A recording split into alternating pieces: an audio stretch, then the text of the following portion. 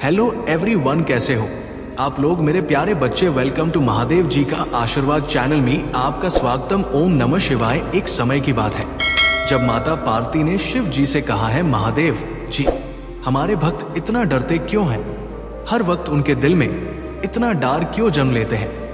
वो सभी लोग इतना क्यों डरते हैं? कृपा करके मुझे ये बताने का प्रयास करें। तभी महादेव जी ने कहा कि हे माता पार्वती जी, आपने बकेही आज एक बहुत ही महत्वपूर्ण प्रश्न किया है। ये लोगों के जीवन में एक नई चेतना प्रदान करेगा। जो लोग हैं अपने काम को करने में डरते हैं, उनके बस एक नाम के लेने पर उनके मन से सारा डर दूर हो जाएगा। मैं आपको ये बात एक कथा के माध्यम से बताऊंगा, लेकिन आपको उस कथा को पूरे मन से सुनना होगा, क्योंकि आधा अधूरा और बगैर मन के सुना हुआ ज्ञान हमेशा हानिकारक होता। एक बार की बात है जब मृत्यु के देवता बड़े नाखुश होकर बैठे थे, तभी वहां पर उनका सेनापति आकर खड़ा हो जाता है। तब उसको ये बात समझ में आ गई थी कि उसका राजा आज नाखुश है। उसने अपने राजा से कहा, क्या हुआ मालिक, आप इतने उदास क्यों बैठे हैं? आपके चेहरे पर यह मायूसी मुझे अच्छी नहीं लग रही। कोई तो बात है जो आप इतने उदास लग रहे हो। तब वो राजा बोला, मुझे लगता है कि हमारी शक्ति अब कम हो गई है। अब हमसे इंसान तो डर ही नहीं रहे, यहाँ तक कि जानवर भी नहीं। साथ ही देवी देवताओं के मन में हमारे प्रति जरा भी डर नहीं है। इससे तो अब तो हमारा वजूद खतरे में आ रहा। पहले हमारा इतना डर हुआ करता था, अगर किसी को पता हो जाता था कि यहाँ पर भूत रहते हैं तो किसी की हिम्मत नहीं होती थी वहां से गुजरने की। सेनापति ने कहा, मुझे नहीं लगता महाराज, मुझे ये लगता है कि इंसान, जानवर और सभी देवी देवताओं में अभी भी हमारा डर कायम है। अभी भी सभी हमसे डरते हैं। परंतु महाराज, अगर आपको संदेह है, अगर आपको ऐसा लगता है कि हमारा डर लोगों में अब कम हो रहा है, तो आज हम किसी एक इंसान, जानवर या किसी भी देवी देवता को पकड़ लेते हैं और हम उसे इतना डरा देंगे कि वो हर किसी को हमारे बारे में बता देगा। सेनापति की ये बात मृत्यु के देवता को पसंद आ गई। तब उन भूतों के राजा ने भूतों की एक टोली बना ली और निकल पड़े अपने शिकार की ओर, और वो ढूंढने लगे उस एक व्यक्ति को जो बता सके तीनों लोकों में कि भूतों का खौफ कितना है, जो सभी इंसान, जानवर और देवी देवताओं में बता सके भूत कितने डरावने होते हैं। तब सबको पता चल जाए कि प्रेतराज से बड़ा कोई नहीं है। सभी अपने राजा के साथ एक को जंगल ढूंढ रहे थे। तभी उनको किसी के बोलने की आवाज आई। उन सभी भूतों ने जब गौर किया कि कहीं से आवाज आ रही है, तो वो सभी उस आवाज की तरफ चल दिए। वहां आकर उन्होंने देखा कि बहुत घने पेड़ों के नीचे एक वानर बैठा है। लेकिन उन भूत पिशाच को ये नहीं मालूम था कि वो वानर और कोई नहीं बल्कि हनुमान जी थे, जो अपने प्रभु श्री राम के ध्यान में बैठे थे। हनुमान जी अपने प्रभु के ध्यान में इतने लीन थे कि उनको पता ही नहीं था कि उनके आसपास क्या हो रहा है। तभी सेनापति ने कहा कि ये वानर सही रहेगा सभी लोगों में अपना खौफ पैदा करने के लिए। तभी एक प्रेत ने कहा, सेनापति जी हमें किसी और को देखना चाहिए, किसी वजनदार इंसान को। ये तो एक वानर है, ये तो दुर्बल है, ये क्या हमारे बारे में सबको बता सकेगा? हम किसी ऐसे व्यक्ति को ढूंढते हैं जो तीनों लोकों में हमारा परिचय दे सके। तब उन प्रेतों के राजा ने कहा, देखो भाई, हम हैं प्रेत, और जो हमारे रास्ते में आएगा, चाहे वह कोई भी हो, हम उसे नहीं छोड़ेंगे। हम उसे इतना डराएंगे उसकी पतलू गीली हो जाए। चलो इसी से शुरुआत करते हैं। तब उस प्रेतों के राजा ने उस वानर को डराने का काम दो प्रेतों को सौंप दिया और बोला, जाओ और बता दो कि भूत प्रेतों में कितनी शक्ति होती है। तब वो दोनों प्रेत हनुमान जी को डराने के लिए उसकी तरफ बढ़े। कोई प्रेत दाएं से तो कोई बाएं से अजीब अजीब आवाजें निकालकर डराने की कोशिश करने लगा। उधर हनुमान जी को तो कोई फर्क नहीं पड़ रहा था, क्योंकि वह अपने प्रभु श्री राम की भक्ति में लीन थे। थोड़ी देर बाद जब ज्यादा कोलाहल होने लगा, तब हनुमान जी ने थोड़ी आंखें खोलकर इधर उधर देखा तो देखा भूत उनको डराने की कोशिश कर रहे थे। तब हनुमान जी ने कहा, अगर आप लोगों को इस जगह पर बैठता है तो ठीक है, आप लोग बैठ जाइए। मैं किसी दूसरी जगह पर चला जाता हूं और वहां जाकर अपने प्रभु श्री राम को याद करूंगा। मुझे इसमें कोई परेशान नहीं चाहिए। क्यों मुझे परेशान कर रहे हो? तब प्रेतों के राजा को लगा कि अब ये डरने लगा है। वो इस बात से खुश होने लगा और सभी प्रेतों से बोला कि देखो देखो मित्रों, अब ये वानर डरने लगा है और जगह छोड़ने की बात कर रहा है। हनुमान जी ने बस इतने वचन कहकर आंखें बंद कर ली और फिर से अपने ध्यान में मग्न हो गए। अब क्या था, प्रेतों के राजा ने आदेश दिया, सभी मिलकर इस वानर को डराओ। एक के बाद एक सभी प्रेत मिलकर हनुमान जी को कभी इधर से तो कभी उधर से डराने की कोशिश करने लगे। तब हनुमान जी का ध्यान टूट गया और हनुमान ने भूतों में जो सबसे विशाल भूत को अपनी पूंछ से पकड़कर से हवा में गोल गोल घुमाते हुए आसमान में फेंक दिया। जैसे ही बाकी भूतों ने देखा कि उस वानर ने अपने पूंछ में लपेटकर सबसे विशाल काय प्रेत को हवा में फेंक दिया है, तो वो सब डर के मारे एक दूसरे को देख रहे थे। तभी भूतों के राज ने सभी को आदेश दिया, अरे इस वानर ने उस विशाल काय प्रेत को कहां फेंक दिया है? वो तो आसमान से नीचे ही नहीं आया, सबसे पहले उसे ढूंढो। लेकिन तभी सेनापति ने कहा कि महाराज, अब तक वो नीचे आ गया होगा और हमारे पास आ रहा होगा। हमें अपने काम पर ध्यान देना है, हमें इस वानर को डराना है। तभी बहुत सारे प्रेत मिलकर हनुमान जी को डराने के लिए उनके पास आ गए। तब फिर से हनुमान जी को डराने की कोशिश में जोर जोर से चीखने लगे। आवाज के कारण हनुमान जी का ध्यान फिर से टूट गया। वो कहने लगे, मैं अपने श्री राम जी से बात कर रहा था और तुम सब मिलकर मुझे परेशान करना बंद करो। अगर मुझे गुस्सा आ गया तो इसके जिम्मेदार तुम सभी हो गए। तब उन भूतों के राजा ने कहा, अरे ये वानर क्या कर लेगा? तब हनुमान जी बोले, तुम बताओ, तुम क्या कर सकते हो? तब भूतों की राजा ने जवाब दिया कि रुको, अभी दिखाता हूं मैं तुम्हें कि मैं क्या कर सकता हूं। तभी उन सभी भूतों में से एक भूत अपना हाथ आगे करके हनुमान जी की ओर भेजा। जैसे ही वो हनुमान जी के पास पहुंचा और हनुमान जी को छूने का उसने प्रयास किया, तुरंत ही उसके हाथ में आग लग गई। उसका हाथ जलने लगा। देखते ही देखते उसके पूरे शरीर में आग लग गई। ये सब देख अब वहां जितने भी भूत प्रेत खड़े हुए थे वो सभी डर गए। यहां तक कि भूतों का राजा भी ये देखकर डर गया। लेकिन तब भी वो सभी भूत प्रेतों में एक नई फूंक भरने के लिए बोला, चलो तुम लोग डर रहे हो, अब देखो मैं कैसे इसे डराता हूं। तब सेनापति बोला, नहीं नहीं मालिक, हमारे होते हुए आप क्यों जाएंगे, हम जाएंगे और पूरी ताकत से मिलकर उस वानर को डराए। इतना कहते ही सभी ने मिलकर एक बार में धावा बोल दिया और सेनापति बोला कि इस वानर को घेर लो, नीचे गिराकर बंदी बना लो। आप जितने भी गुस्से हैं सब उस वानर पर निकाल दो। उसके मन में हमारे प्रति डर की वेदना होनी चाहिए। सभी ने हाँ कर ली और हिम्मत जुटाकर चल दिए। हनुमान जी सोचने लगे, मुझे लगता है कि सब मेरी बात समझ चुके हैं और अब मुझे परेशान कर नहीं आएंगे। मैं फिर से अपना ध्यान आरंभ कर देता हूं। तभी वो सभी भूत जोर जोर से आवाज लगाने लगते हैं। तुरंत हनुमान जी की आंखें खुल जाती हैं और वो कहते हैं, ये फिर से आ गए, आओ देता हूं तुम सबको। क्योंकि भूत बातों से नहीं मानते, सभी भूतों ने हनुमान जी को मिलकर चारों रसे घेर लिया। तब हनुमान जी बोले, देखो मैं तुम सबको आखिरी चेतावनी दे रहा हूं, नहीं तो तुम सब एक उदाहरण बन के रह जाओगे। मुझे परेशान मत करो, मैं तो कहता हूं कि तुम सब यहां पर मेरे साथ बैठ जाओ और प्रभु श्री राम का नाम स्मरण करो, तुम सबको मुक्ति मिल जाएगी। तुम सभी मेरा कुछ नहीं बिगाड़ सकते और तुम्हारी वजह से मेरा कुछ बिगड़ने वाला भी नहीं है, क्योंकि मैं प्रभु श्री राम का भक्त हूं। तुम सभी मिलकर भी मेरा कुछ नहीं बिगाड़ पाओगे। तब भूत कहने लगे, अगर तुम्हारे अंदर हिम्मत है तो तुम हमसे लड़के दिखाओ। हनुमान जी ने कहा कि आओ अपनी ये इच्छा भी पूरी कर लो।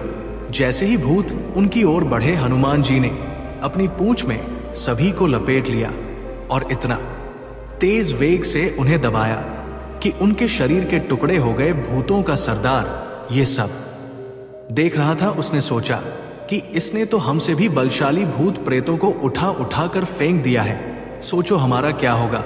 जो भी भूत बच गए थे वो भागते भागते अपने राजा जी के पास आए और बोले, है प्रेतराज, वो वानर बहुत बलशाली निकला, वो बड़ा जादूगर है और बार बार राम नाम का जाप कर रहा है, हमसे नहीं लड़ा जा रहा, हम नहीं डरा पा रहे हैं। उस वानर को अगर ऐसा ही चलता रहा तो तीनों लोग में कैसे हमारा डर फैल सकेंगे। तब भूतों के राजा ने कहा, अब पानी सर कि ऊपर से चला जा रहा है, जाओ हमारे राज्य के सभी मुर्दों को इकट्ठा करके ले आओ। थोड़ी देर में लाखों भूत और प्रेत इकट्ठा हो गए हैं। उनमें वृत्रसुर नाम का राजा का दोस्त भी आ गया था। वो हनुमान जी की शक्ति से भली भांति परिचित था। वृत्तासुर ने कहा कि बताओ दोस्त, किस पर हमला करना है। तब उस राजा ने बताया कि सामने वह जो वानर बैठा है उस पर हमला करना है। भूतों के राजा ने वृत्तासुर से कहा, तुम्हें इस वानर को आज डराना ही होगा, नहीं तो हमारा अस्तित्व मिट जाएगा लोगों में। अगर हमारा डर ही नहीं रहेगा तो हम भूत किस काम का, तुम चाहे जो करो, लेकिन तुम्हें इस वानर को डराना ही होगा। जब अपने राजा की बात सुनी तो वृत्तासुर ने न चाहते हुए भी उस हनुमान जी पर आक्रमण करने के लिए आगे बढ़ा। हनुमान अपने निद्रा से जाग गए और उठा के उन सभी प्रेतों को पटकने लगे। तभी वृत्तासुर ने प्रभु श्री राम का नाम लिया और वहां पर प्रभु श्री राम प्रकट हुए और बोले, मेरे प्रिय हनुमान, क्या हुआ है और तुमने इन सबको ऐसी हालत क्यों किए हो। तब हनुमान जी बोले हैं, प्रभु अगर आपको कोई बार बार परेशान करे तो क्या आप चुप रहेंगे, और ये सब मुझे आपका नाम जप करने में बाधा डाल रहे थे तो मैं कैसे चुप रहता। मैंने सोचा चुप रहना तो मूर्खता होगी। तब भगवान श्री राम ने पूछा कि आखिर बात क्या है।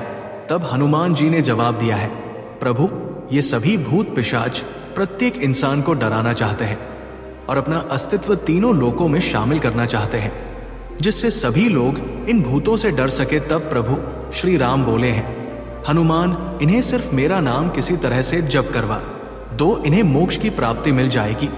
इतना कहते ही भगवान श्री राम अंतर्ध्यान हो गए। हनुमान जी ने उन सभी प्रेतों से कहा, मैं सिर्फ तुम्हें एक ही शर्त पर छोड़ूंगा, जब तुम श्री राम का नाम जप करोगे। जैसे ही उन सभी ने श्री राम का नाम जप किया, तुरंत ही उन सभी को अपने भूत पिशाच के यवन से मुक्ति मिल गई और वो सभी स्वर्ग की ओर चल दिए। को अब महादेव जी बोले हैं, माता पार्वती, अब तो तुम्हें पता चल गया होगा कि आखिर वो शब्द कौन सा है जिसे बोलने से प्रत्येक मनुष्य का डर खत्म हो जाता है।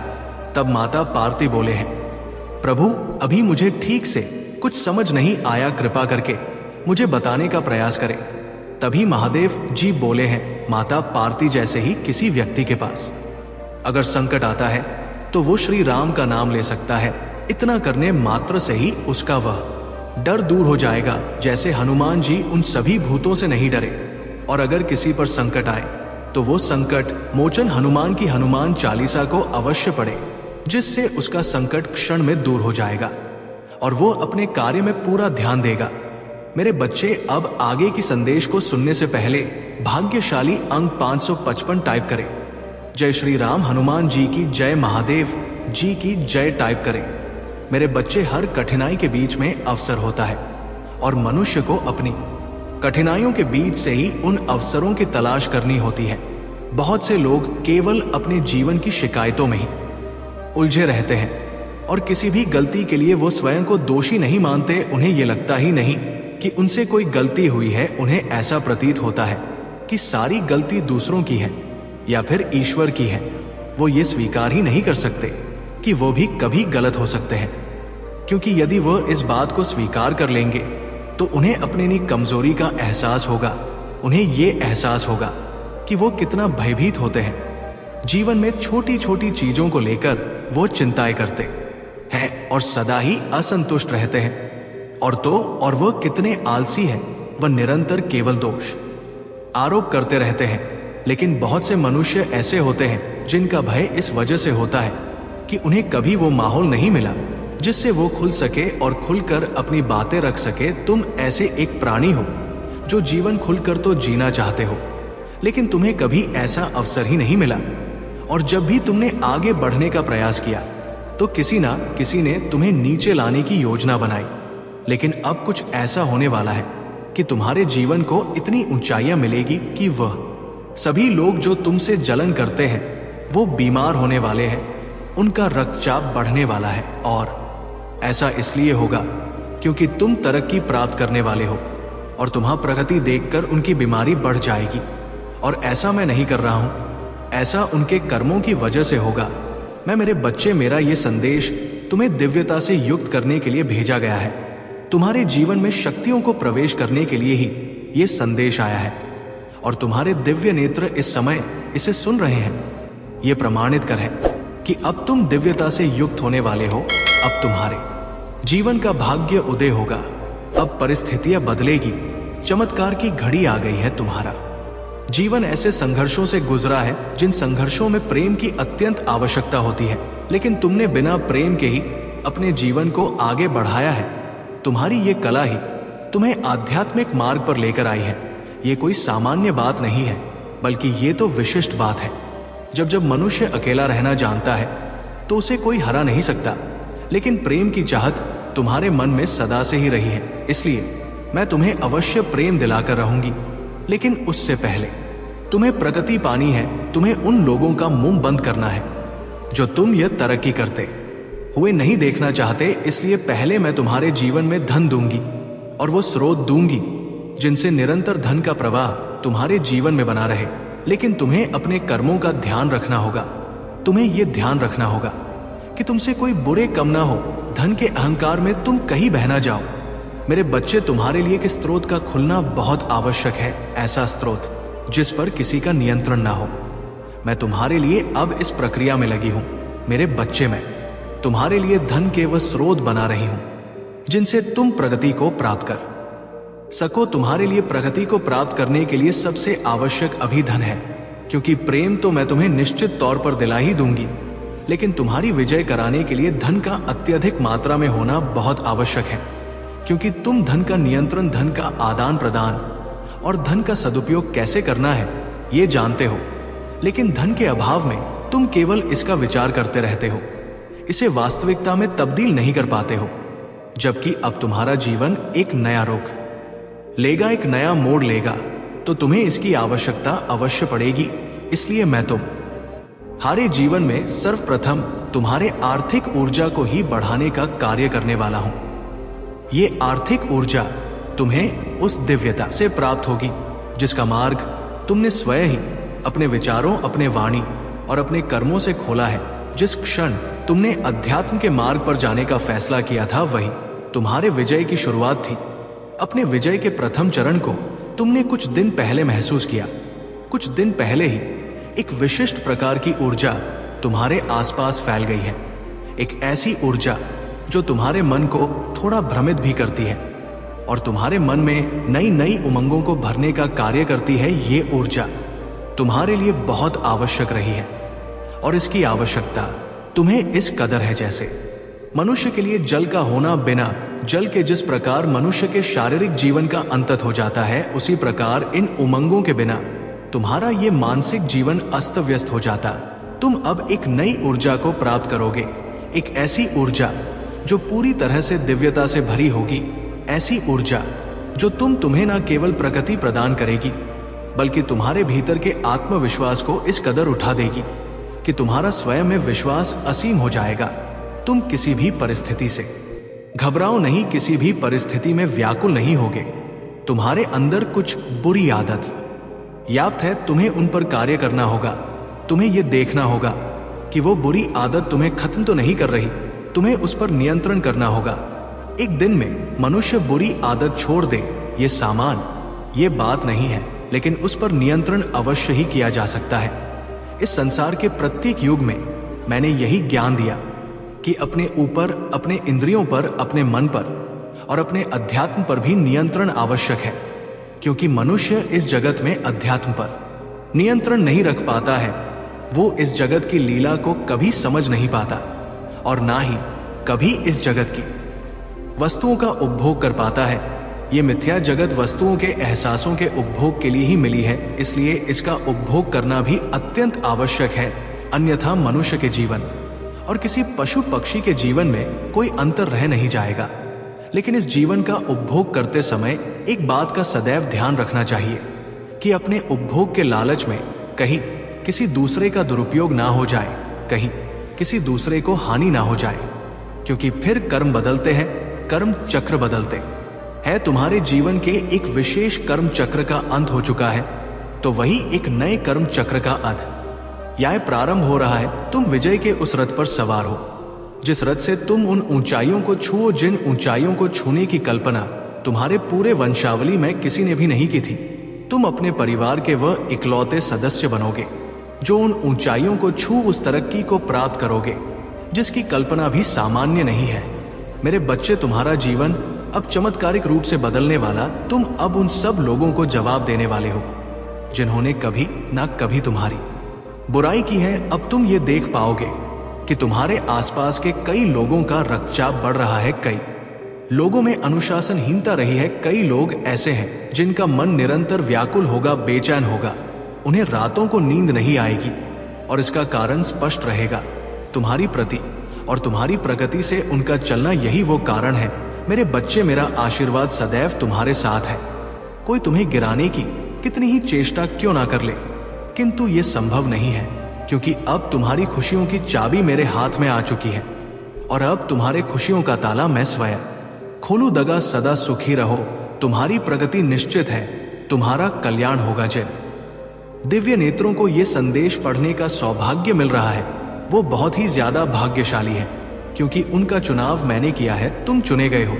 इसके पीछे एक खास वजह है मेरे बच्चे, ये महीने तुम्हारे लिए ऐसी आश्चर्यजनक चीजें लेकर आने वाला है जिसकी कल्पना भी तुम अपने सपनों में नहीं कर सकते। ना केवल आश्चर्य बल्कि बहुत से ऐसे अचंभित कर देने वाले चमत्कार हैं जो इस महीने में तुम्हारे साथ घटित होने वाले हैं।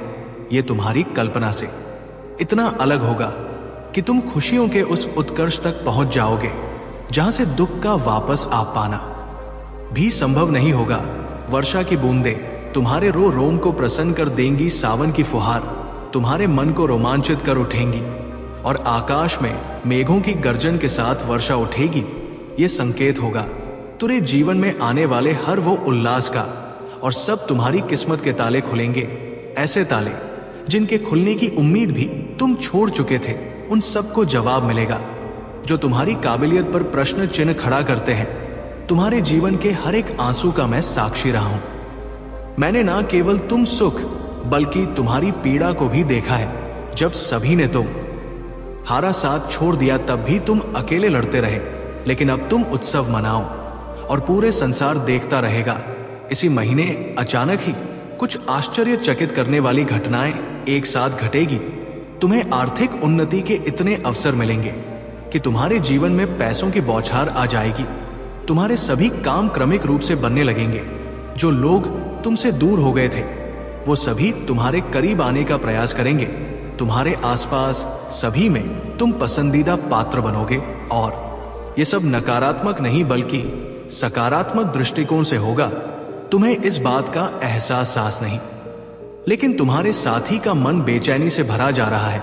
वो एक प्रकार की दुविधा में फंसा हुआ है और अपने जीवन की उस चीज को लेकर वो सही फैसला नहीं ले पा रहा है। कोई है जो उसे गलत समझने की प्रयास में लगा हुआ है, कोई है जो उसके मन को भ्रमित करने का कार्य कर रहा है, कोई है जो उसे तुम्हारे खिलाफ भड़का रहा है। इसलिए उसका दिमाग और भी उलझन में पड़ गया है, लेकिन तुम उससे विपरीत गहरे शांति का अनुभव करने वाले हो। इसलिए तुम उसे सही राह दिखाने वाले हो। वो जल्द ही तुम्हें अपनी उलझन बताने वाला है। जब तुम उसकी बात को सुनोगे तो तुम उसे सही फैसला दे पाओगे और तुम ऐसा निश्चित तौर पर करने वाले हो क्योंकि तुम्हारे मन को असीम शांति प्रदान होने वाली है। यह शांति तुम्हें तुम्हारे जीवन का लक्ष्य हासिल करने में बहुत सहायता प्रदान करेगी। ये महीने तुम्हारे लिए हर दिन खुशियों से भरा साबित होने वाला है। इस खूबसूरत महीने में हर दिन मेरी नजर तुम पर बनी रहेगी। तुम हर दिन किसी न किसी नए अनुभव को प्राप्त करोगे।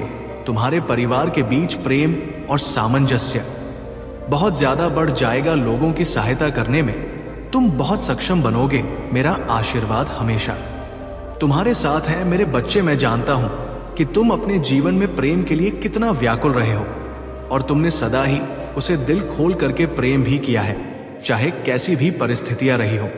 लेकिन तुम्हारे प्रेम में कभी कोई कमी नहीं आई है। तुमने हर समय अपने प्रेम को सबसे ज्यादा महत्व दिया है। लेकिन कई बार होता है कि लाख प्रेम करने के बावजूद भी तुम्हें सामने वाले व्यक्ति से वो प्रेम नहीं मिल पाता जो वास्तव में तुम्हें मिलना चाहिए था।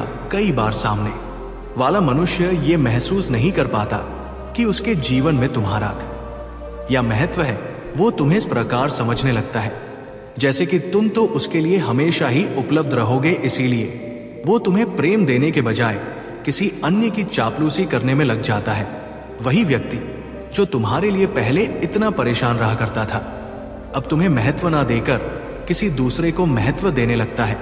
मेरे बच्चे, ऐसी परिस्थितियों में मनुष्य को अपना आत्मसम्मान नहीं खोना चाहिए।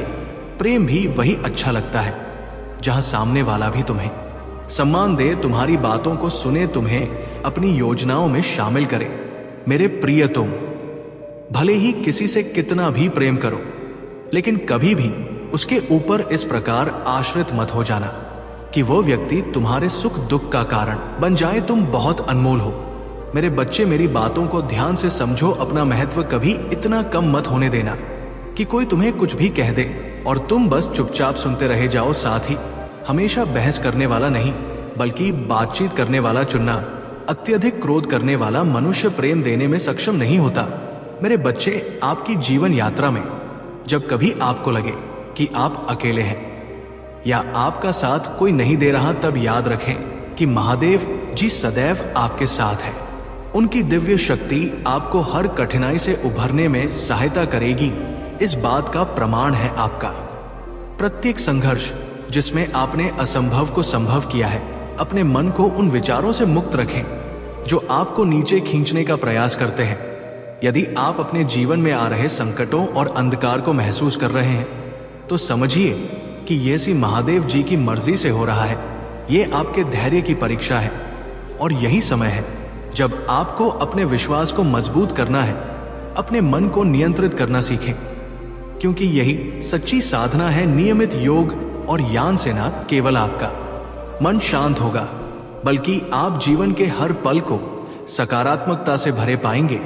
जो व्यक्ति अपने अंदर की नकारात्मकता को दूर कर देता है, वही सच में महादेव जी की अनुकंपा प्राप्त कर पाता है। विश्वास रखें कि आपके जीवन में सकारात्मक परिवर्तन आने वाले हैं और ये परिवर्तन इतने आश्चर्यजनक होंगे कि आपके सभी प्रियजन और समाज भी इन्हें देखकर विस्मित रह जाएंगे।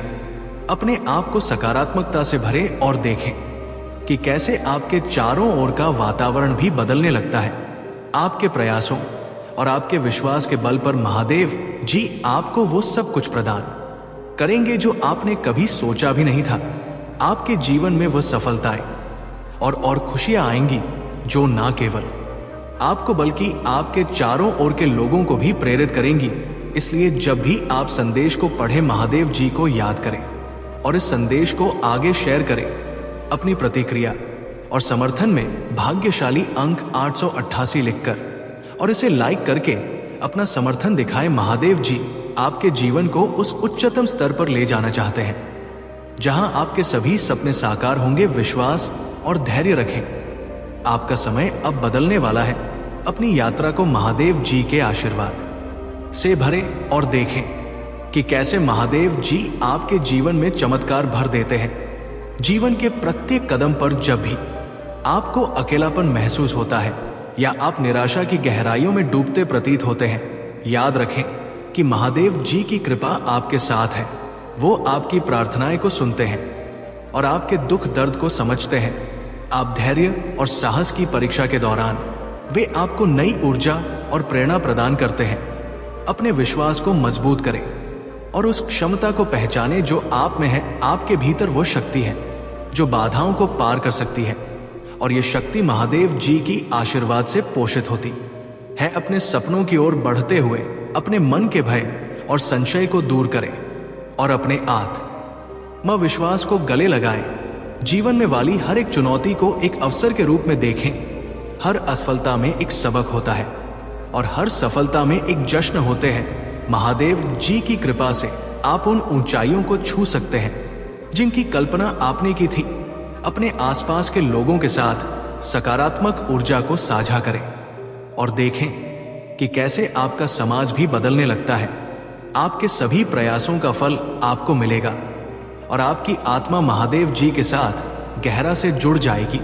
इसलिए आज ही इस संदेश को आगे बढ़ाएं। आपकी आध्यात्मिक यात्रा में महादेव जी की उपस्थिति एक शक्तिशाली सहायक के रूप में होती है। जब भी आपको अपने जीवन में अनिश्चितता का सामना करना पड़े तो महादेव जी की ओर मुड़े और उनसे मार्गदर्शन मांगे।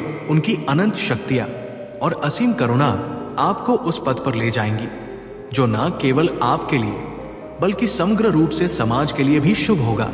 जीवन के प्रत्येक पड़ाव पर आप जो भी अच्छाइयां और सफलताएं प्राप्त करते हैं उन्हें महादेव जी की कृपा का परिणाम माने। उनकी कृपा से ही संभव है कि आपके सभी कर्मों का फल आपको मिलता है। इसलिए जब भी आप कोई नई शुरुआत करें, चाहे वो व्यापारिक उद्यम हो या निजी जीवन का कोई नया चरण, तो सर्वप्रथम महादेव जी का आशीर्वाद प्राप्त करें। आपके द्वारा अनुभव किए जा रहे कठिनाइयों में यदि आप महादेव जी की शरण में जाते हैं तो उनकी दिव्य ऊर्जा आपको उन समस्याओं से मुक्ति दिलाने में सहायता करेगी। ये ऊर्जा न केवल आपको बल प्रदान करती है बल्कि आपके आसपास के वातावरण को भी पोषित करती है। इस प्रकार के आशीर्वाद से आपकी जिंदगी में नई ऊर्जा का संचार होता है। आपके रिश्ते, आपका कार्य, आपकी आध्यात्मिक यात्रा सभी में नवीनता और सकारात्मकता का संचार होता है। इसलिए आपका दृष्टिकोण भी जीवन के प्रति और भी अधिक सकारात्मक हो जाता है। अंत में ये समझे कि महादेव जी की कृपा से आपकी हर एक प्रार्थना, हर एक संकल्प और हर एक कदम सफलता की ओर अग्रसर होता है। आपके जीवन में आने वाली हर खुशी, हर सफलता महादेव जी के आशीर्वाद का परिणाम होती है। इसलिए महादेव जी के नाम को हृदय से स्मरण करें और उनके दिव्य नाम का गुणगान करते हुए इस संदेश को आगे बढ़ाएं। जब आप सच्चे मन से महादेव जी के आगे रखते हैं तो उनकी शक्ति उसे सुनती है और आपकी मदद के लिए आगे आती है। ये विश्वास और समर्पण का बंधन है जो आपको जीवन की कठिनाइयों से लड़ने की ताकत देता है। जब आप अपने जीवन के पथ पर आगे बढ़ते हैं तो महादेव जी की शिक्षाओं को अपनाएं। हर छोटी से छोटी उपलब्धि के लिए उनका धन्यवाद करें और हर चुनौती का सामना करते समय उनकी मदद मांगे। आपके जीवन में जो भी बदलाव आते हैं उन्हें उनकी कृपा का प्रतिफल समझे। उनकी कृपा से आपको वो आंतरिक प्रकाश मिलेगा जो आपके पद को रोशन करेगा। उनकी अनुकंपा से आप अपने जीवन के अंधेरे कोणों में भी उम्मीद की किरण देख सकेंगे। महादेव जी का आशीर्वाद उन लोगों के लिए भी एक ढाल की तरह है जो निराशा और अकेलेपन का सामना कर रहे हैं। उनकी उपस्थिति आपको ये विश्वास दिलाती है कि आप अकेले नहीं हैं। जब भी आप थकान और असफल महसूस करें तब महादेव जी की ऊर्जा आपको नई शक्ति प्रदान करती है।